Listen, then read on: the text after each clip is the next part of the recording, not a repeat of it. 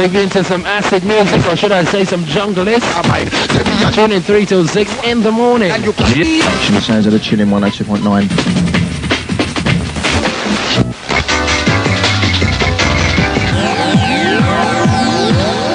Everybody makes a mistake. Can't we?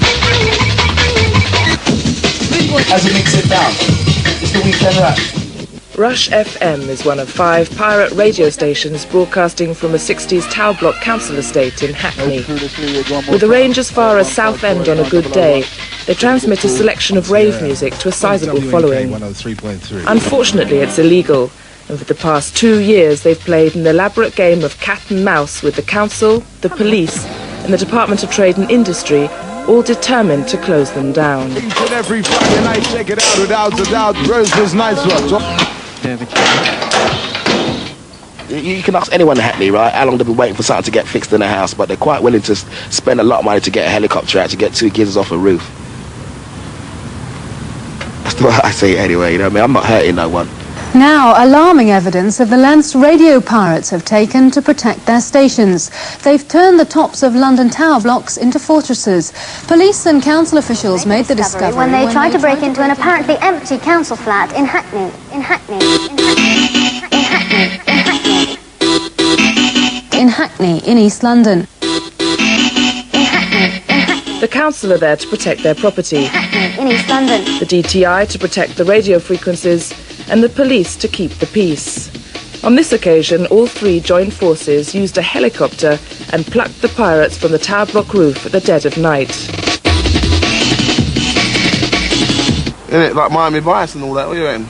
It was a bit hot for tune. It was a bit hot. Like, it was unnecessary. Once again, the pirates were putting up the aerial the DTI had torn down the week before. Like a siege or something. It's like, yeah, it was like a big siege. They lit up all the place, the light and that, just to track 2 gigs on the roof. Like 3 hours. They couldn't go nowhere. 3 hours to get them down. What they found was a booby-trapped barricade of concrete and razor wire. Phil Bales reports. Once this was a typical high-rise council flat in Hackney. Now it's a pirate's fortress protected by 3 tons of concrete. Barbed wire fortifications sit incongruously on the roof of the block, the radio flat just below. Extraordinarily, the fence isn't there to keep the police and illegal radio inspectors out. It's the way the pirates get in. They abseil in. Hanging perilously from a rope, the youngsters behind this craze swing their way into the top window. Police are cautious about claims that there's big drugs money behind a network of similar stations across London, aimed at advertising drugs parties. If evidence emerges that that is accurate, then you may be assured that we at Stoke Newington, the police here, are determined to deal in a robust and vigorous way with misuse of drugs. Robust and vigorous way with misuse of drugs. Robust and vigorous way with misuse of drugs. I keep the phone line flexing on the 086 before I went to 217. Be sure I press London Town. With the aerial on the roof of the tower block and the transmitter secured behind a concrete barrier in an empty flat, the pirate studio itself moves from location to location to avoid detection by the authorities. All the killers do.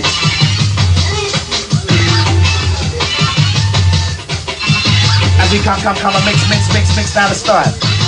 On the crew power sound with the DJ Mark, alongside the Outlook, alongside the man like the Gaffer. On the MIC, and let's come with the style. As we mix down the style, it comes with it on wire. On the 19th Street, DJ Mark, it's alongside me now. Which is your area up there?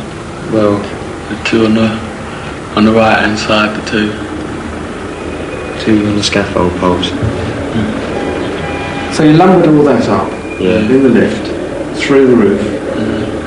Actually, you had to go up the stairs. Yeah. You took it up the stairs? Yeah, the pole, because it was too long to get in the lift.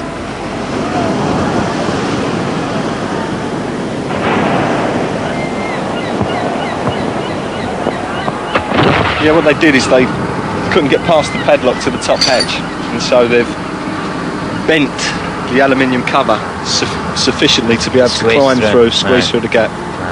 And then over here for... Once up here, what they did They started with scaffold tubes clamped together, 2 or 3, wedged into the top of the waste stack for the block, which is straight back to the wrecked toilet. Exactly, and it causes all kinds of problems with siphonage and back surging for the tenants, and you can imagine 21 stories of waste isn't a pleasant experience. Do you get off on taking on the establishment? Well, that's it. I don't see it as part and parcel, isn't it? Part and parcel. It's not. I don't think it's a buzz or anything doing it. It's just part of the job, man. There's always something in your way, innit? If you get around it, you can go around it. If you get stopped by it, then you got to stop and rethink, innit?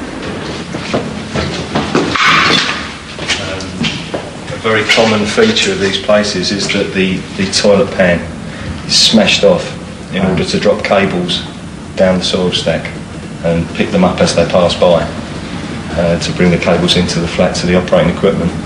Okay, so we get a smashed door and a smashed up toilet. Maximum respect reaching out to Donna. Maximum boost going out to the lovely lady like Tara. That's coming from the Swift. You know who you are, feeling that vibe.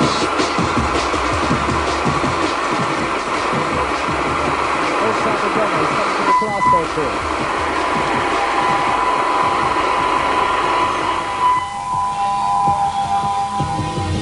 It's the rolling drums.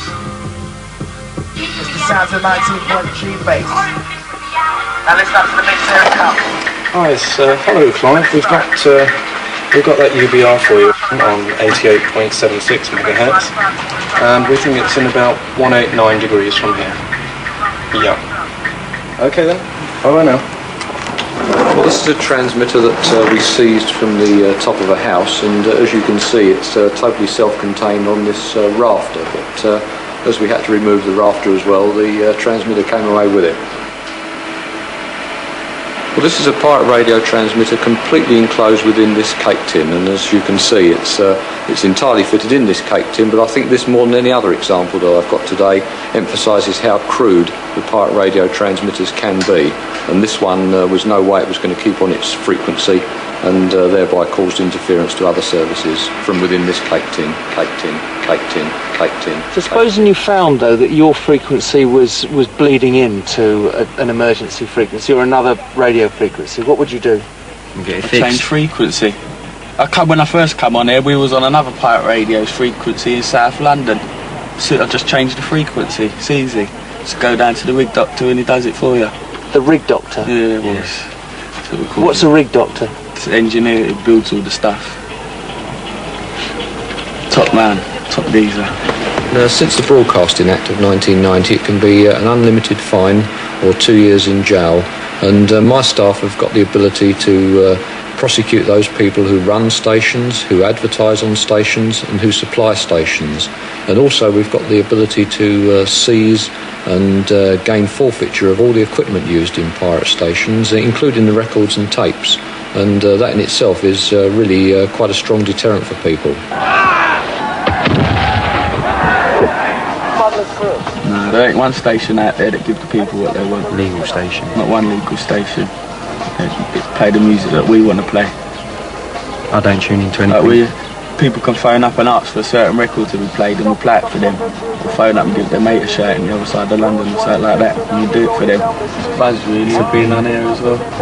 When we're on air and the phone calls is coming. And then you just get buzz, yeah. Off the streets. When we went, the people that ring in, do you get to know the people who call in? yeah, a lot of people we start talking to come to our raves. We've got regular listeners who've all been on from day one since we started. What do they ring for? Shouts, big us up, big them up, big their mates up, all sorts of things like that. Find out where raves is happening. What's going on this weekend, what's happening that weekend, all sorts of things.